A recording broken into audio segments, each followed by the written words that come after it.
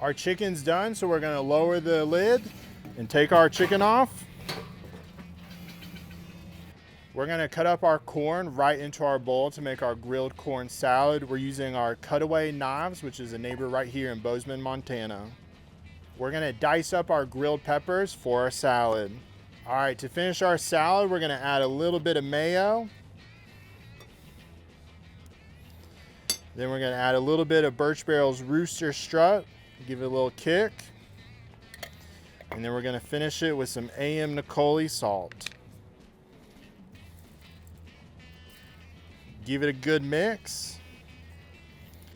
And then we're gonna add a little bit of cilantro to finish. Since you're the one making it, make sure to give it a taste. That's so good.